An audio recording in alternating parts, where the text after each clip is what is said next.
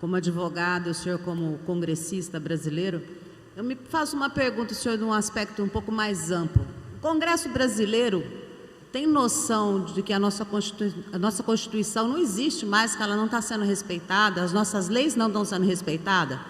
E pela primeira vez nós temos um Congresso, Câmara, deputados e senadores, acho que em maioria de direita.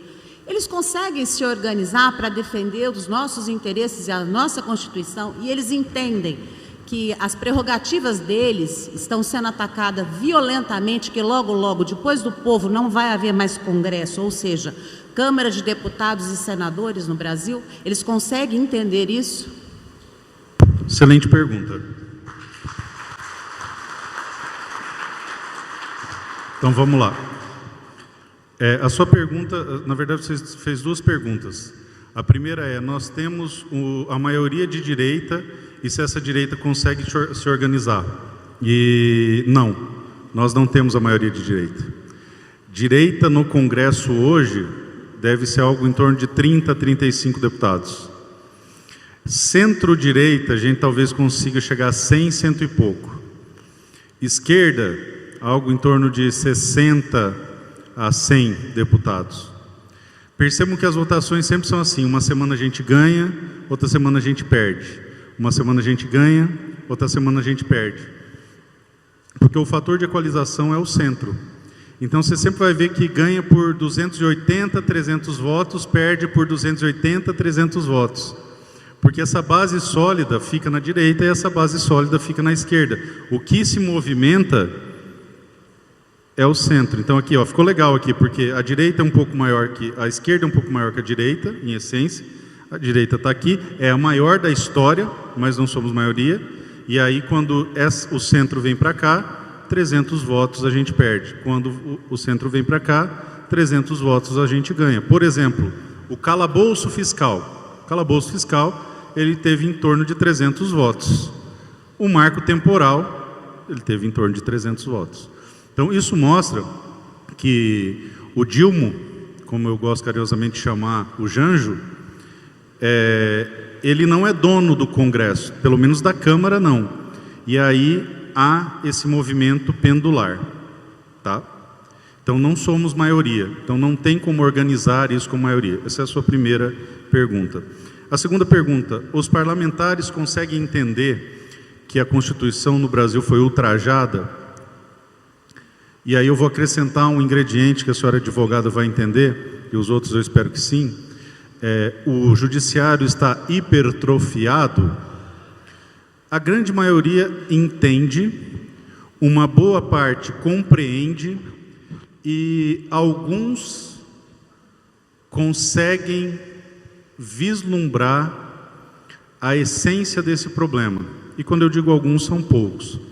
Recentemente eu fiz um discurso e de cada 10 discursos que eu faço, 9 são sobre direitos e garantias fundamentais de primeira geração, que são os que asseguram a liberdade, e eu trato sempre do devido processo legal, e falei sobre o vilipêndio das prerrogativas do Congresso.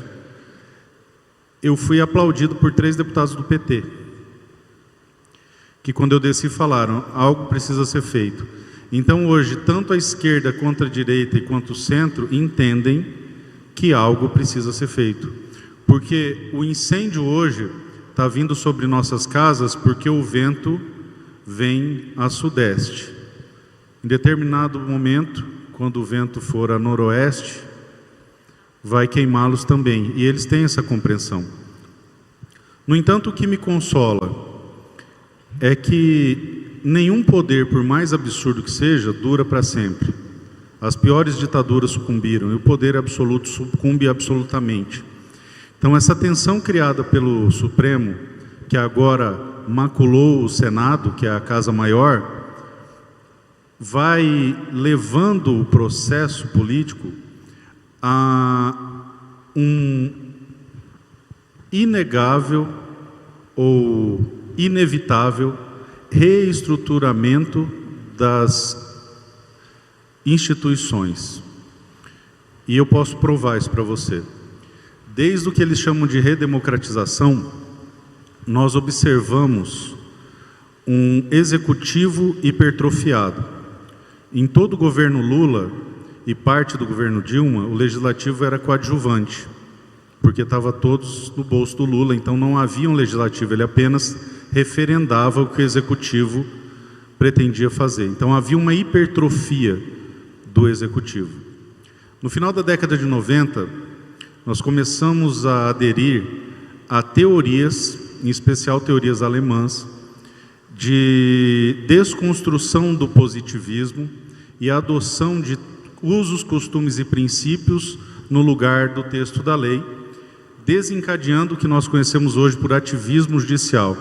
Então, elementos como a mutação constitucional, que diz que o texto que fala que esse piso aqui é preto, ele pode ser desconstruído, e a interpretação acedada é que ele é branco, chegando ao ponto do princípio da legalidade, que é o princípio maior de limitação do Estado, que impede que um crime seja inventado, tenha sido jogado por terra, uma vez que não existe crime sem lei anterior que o defina, nem pena sem prévia combinação legal, e esse é o princípio básico civilizacional de qualquer Estado, e ele não existe no Brasil, uma vez que o judiciário inventa crimes e penas, tá? Isso é gravíssimo. Fez com que a utilização desses princípios começasse na década de 90. Eu entrei na faculdade de Direito no final da década de 90, eu vi isso acontecer. Lênio Streck, que é um jurista excepcional, de extrema esquerda, mas excepcional, escreveu um texto chamado Teoria da Cachanga, onde ele pega uma piada em que pessoas se reúnem numa mesa jogando cartas e de repente o pessoal abaixa a carta sem lógica nenhuma e fala cachanga e leva, cachanga e leva. E aí ele, vendo que não há lógica nenhuma, tentando entender o jogo, faz a mesma coisa, cachanga. E aí o seu oponente derruba as cartas sobre a mesa e diz, cachanga real. É esse o judiciário brasileiro. Isso não aconteceu da noite para o dia, começa na década de 90, se acentua na reforma do Código de Processo Civil, que traz para o Brasil a common law tupiniquim, de uma maneira absurda, e aí começa a admitir, à luz do sol, a viabilidade do judiciário legislar. Pautado no exemplo dos Estados Unidos, onde lá o juiz tem legitimidade, porque ele foi eleito. Aqui o juiz não é eleito. E voltando à questão da legitimidade do parlamento, lá se encontram 100% dos votos válidos. O Lula não tem 100% dos votos válidos. Nós temos mais legitimidade. Então perceba. Esta hipertrofia do Executivo resultou em várias operações, como a ação penal do Mensalão lá de trás, ou do Petrolão, eu sempre confundo qual que foi, mas enfim, nos roubaram, e acabou desaguando na Lava Jato e medidas congêneres, e a hipertrofia do Judiciário. Então perceba que foi um movimento construído pela hipertrofia do Executivo, que corrompeu o Legislativo. E aí nós observamos no governo Bolsonaro um executivo outsider. E aí nós vimos a atrofia do executivo e a aproximação do Brasil a um sistema parlamentarista, uma vez que a Constituição de 88 é uma Constituição parlamentarista. Ela foi feita para que nós fôssemos o sistema parlamentarista, porque eles acreditavam que em 93 haveria um plebiscito e o parlamentarismo ganhia. Parlamentarismo, monarquia e presidencialismo ganhou. É sempre assim, eles acham que vão conseguir nos manipular, só que eles esquecem de combinar com o povo. Assim foi no plebiscito, assim foi no referendo. Era para ser um parlamentarismo. Então, concluindo toda essa explicação que eu te dei, a tendência natural é do equilíbrio das soluções. Isso é um princípio de química. Se você colocar uma solução mais saturada com a outra, haverá o equilíbrio. É o que justifica a osmose. Está aqui o nosso farmacêutico, químico, ele conhece isso aí melhor que eu. Então, naturalmente, em algum momento histórico, haverá o reequilíbrio das forças, e eu creio que nós estaremos diante de uma hipertrofia do parlamento. E aí, novamente, haverá esse equilíbrio, vai ter problema, e depois vai haver uma hipertrofia de outro poder. Então, é assim, mais ou menos, qual é o problema? Que esse movimento dura décadas. E o brasileiro, principalmente o de direita, é imediatista. O esquerdista, você percebe que ele não tem pressa. Ele constrói a destruição.